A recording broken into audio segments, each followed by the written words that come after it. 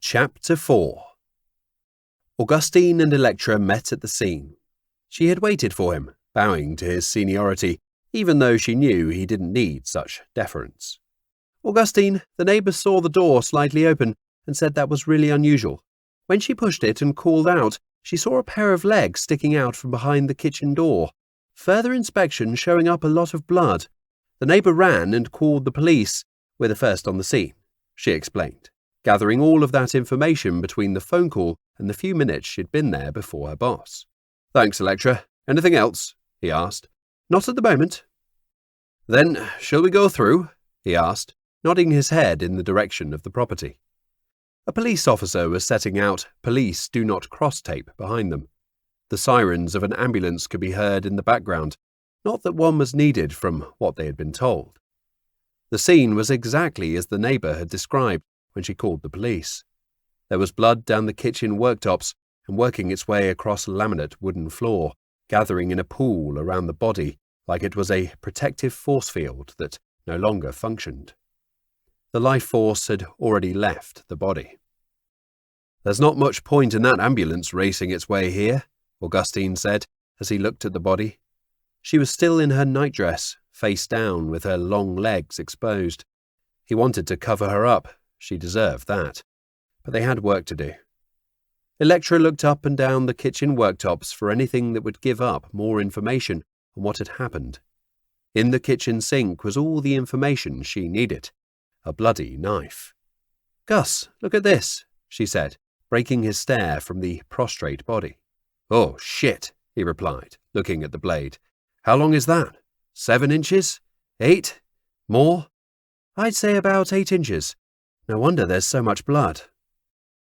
Electra looked at the bloody handprints that ran along the counter from where the knife lay in the kitchen sink, along to directly above where the woman lay. She imagined the struggle for life, grabbing on with all her might before finally letting go. "And what's this?" Augustine asked, stooping down along the left-hand side of the body. He got as close as he could, balancing his weight expertly on his haunches so he didn't topple. Placing a glove on his hand, he followed a track of bruises along her arm to her hand. "Oh, a missing finger," he continued, holding his ungloved hand over his mouth to stop him from gagging. "And the ring finger, if I'm not mistaken," Electra stated, trying to get a vantage point around the side of Augustine's frame. She wasn't close enough, nor had a view uninterrupted enough to confirm for sure. "Yes, it is," Augustine responded, checking the cut. "Ouch!" Electra exclaimed. "Delivered by that knife, I'd say. Serrated edges, something like a bread knife," he asked, looking at the state of the finger.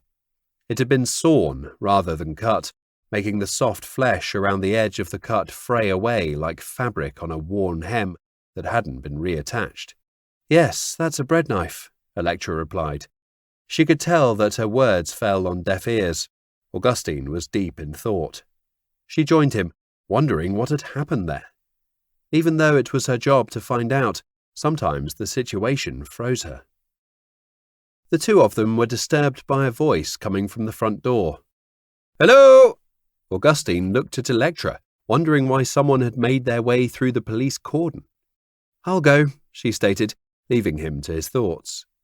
As she turned the corner of the kitchen, Electra saw 2 paramedics peering around the front door, as though they were children looking for permission to enter. "You can come through. Not sure there's a lot you can do, but the body is in here," she explained, looking over her shoulder.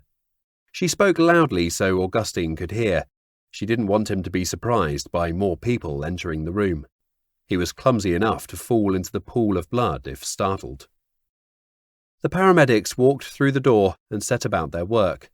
One looked for a pulse that was never going to be there, while the other looked for the source of the blood. It was futile, maybe 1 in a million chance to save someone who had lost this much blood, but they were trained to give everyone the same attention regardless of their chances of survival. The wound to her side was covered with a bandage, and she was hoisted onto a stretcher with an oxygen mask over her mouth. Pretty soon, she had 2 lines in her arm, one replenishing the blood she had lost, the other giving her fluids. Her heart wasn't beating, so they shocked her.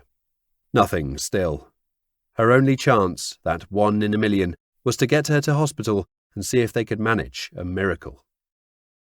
Augustine and Electra already knew she wasn't going to make it. They already knew they were dealing with a murder.